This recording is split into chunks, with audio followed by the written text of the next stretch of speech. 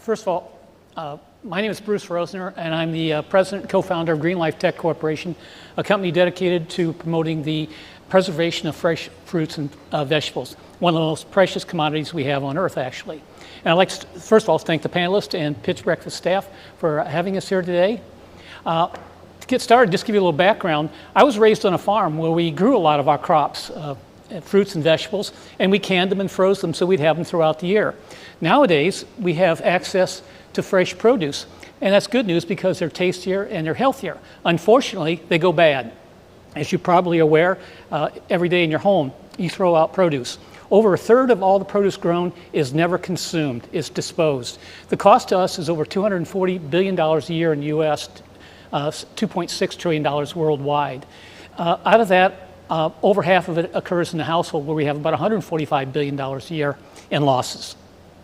Also, the secondary effects of this, there's a health issue. By not having access to fresh produce, it's estimated by the NIH that we lose about $50 billion a year in healthcare costs associated with that. Finally, where's all that waste go? It goes into your landfill.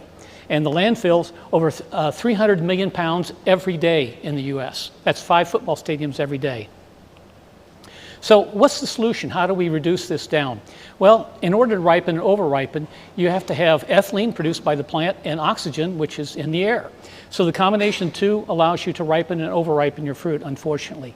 So by removing the oxygen, and this is a well-known fact published for decades, that you can extend the shelf life of your produce by up to 5 times if you can get rid of the oxygen. So you can slow that process way down.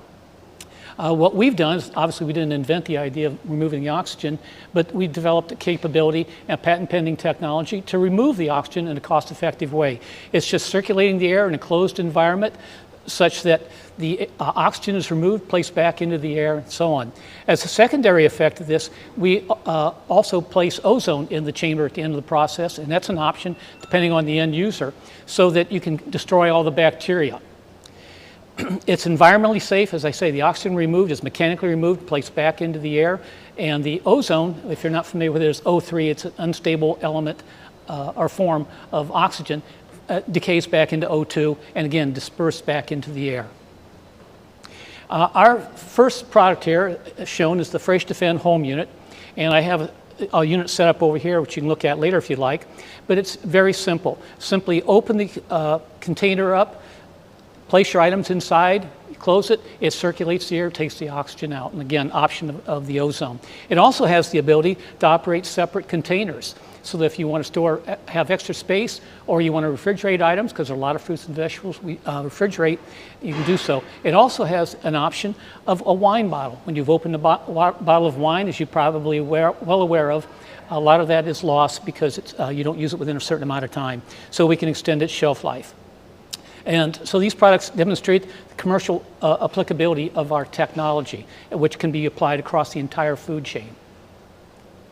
Looking at our market opportunities, I broke it down into 2 parts here for a very specific reason. First of all, just a household unit we're talking about. There's 112 million households just in the US, $44 billion year market. If you look at that, for our projections over the next 5 years, if we only capture $69 million, which is looking at a very, very small percentage of that. The other avenue we're taking, because it uses the same hardware, is to apply this to refrigerators. And we're not going to build refrigerators, but we are licensing in the process right now of discussions with refrigerator OEMs to license the technology for the high end of the refrigerator market. You might be surprised to know that the average price of a refrigerator in the United States is $1,500. Kind of caught me by surprise. So our business model, as I said, is fairly straightforward. We have a B2C, and that's our Fresh Defend Home Unit, which retails for $399. And then we have the refrigerator OEM licensing, which, if we look at only a very, very small percentage of the marketplace, it brings in a lot of revenue, obviously. In the future, our technology can be applied to any hydrocarbon. And I'm serious about that. It's even filaments for fish lines.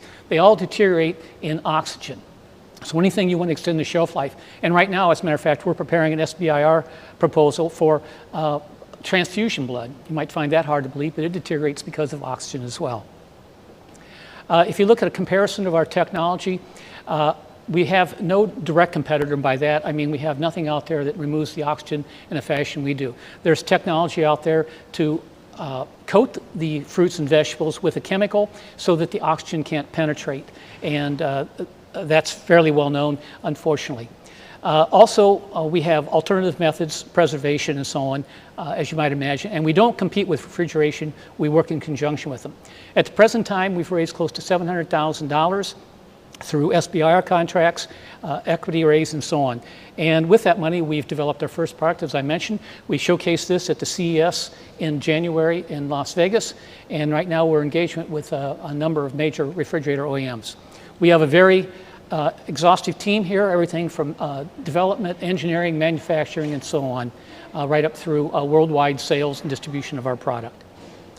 At the present time, we're looking for $2.5 million, which will carry us through to profitability in 2025.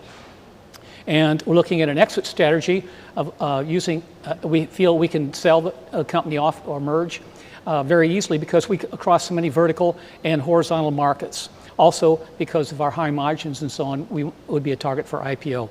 If you look at our projected return on investment, looking at about 68% per year. Thank you.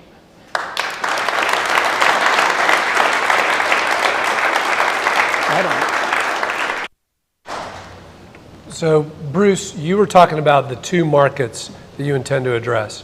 Could you talk about the relative priority between the two markets, the household and the OEM bit? Okay, today the priority is on the refrigerator OEMs. I'll be honest with you. We're trying to raise money right now. Initially, we were looking at raising the money based on our given product that we have and bring it into manufacturing. But right now, with the market the way it is, the investors, we're emphasizing more on the refrigerator OEM. Mm. So I have a secret weapon that I use to navigate the world, and it's this girl that I met in like 1983. It's my wife, Sarah. And when I saw this, your materials, and by the way, your marketing materials are great. Like the video is fantastic. Your website's really good. The little video that played in your slides is really good. Thank you. I asked her to ask her little coven of friends, what do we think of this thing? And they all like it, and they all had, I'm talking about the fresh stuff. Yeah. Right? They all had the same objection. What was their objection? It takes up counter space. Counter space, right? They all these ladies don't want to give up counter space, right? I think that you've got a cool idea, and you seem like someone who's knowledgeable and credible and all that sort of thing, and you're attacking a real problem.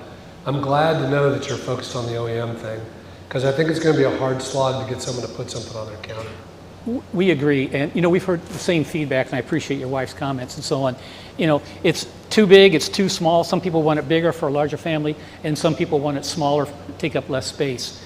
And so we recognize that, and actually we try and promote this. We tell them it's a replacement for your fruit and vegetable bowl that you already have on your countertop, because it's the most precious space in your entire house is your countertops in the kitchen. I didn't know before. Yeah, right. It is. Yeah. It's unbelievable. Yeah. Man, how many of you are surprised by the counter space thing, right? Yeah, right. We're clueless. We know nothing. Yeah, fine.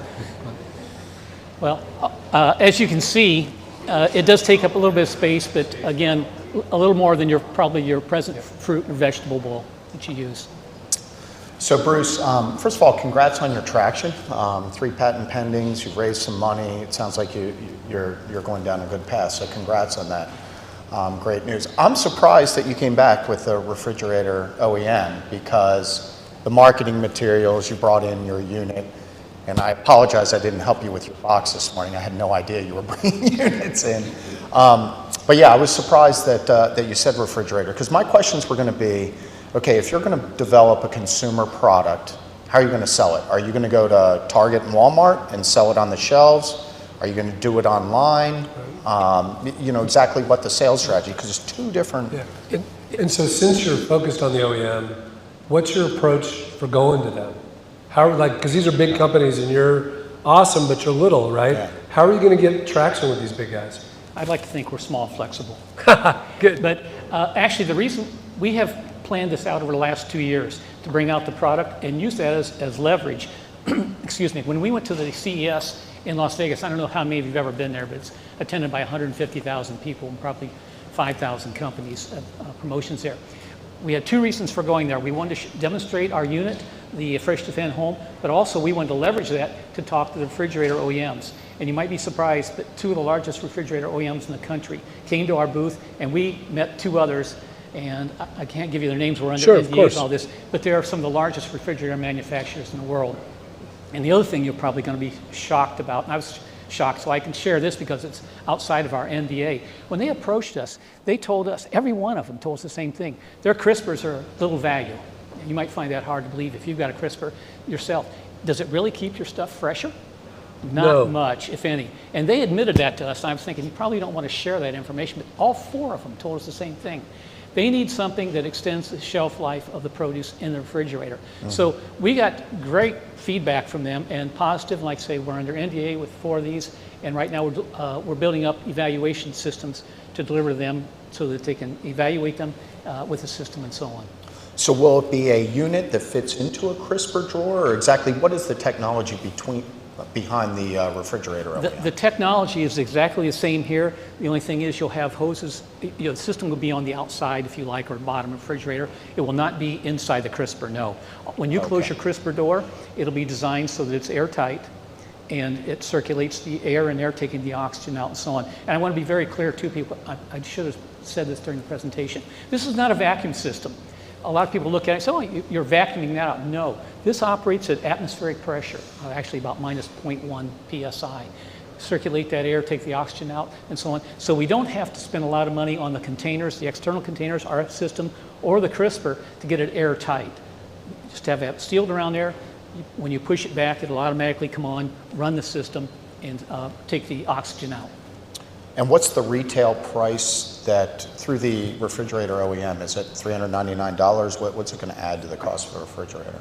I don't set that. I don't know. My guess is, we've had some early discussions on it, but my guess is they're going to, especially early on, going to jack the price way up on the refrigerator, and I'll bet they'll sell it for $1,000. Now, we're not going to get $1,000 ourselves out of that, obviously. Sure. But that's it's a very premium accessory for them.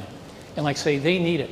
I had one company, one of the largest again, we met with them, they're an international organization and so on, told us that refrigeration business is a terrible business to be in. It's so competitive. They're not making much money today. So they need something to differentiate themselves. It's really a key point. A thing I would add, if I were you, I think your strategy sounds good in terms of using that to generate interest but not trying to sell very many of them. Because I think you'd go broke trying to sell those.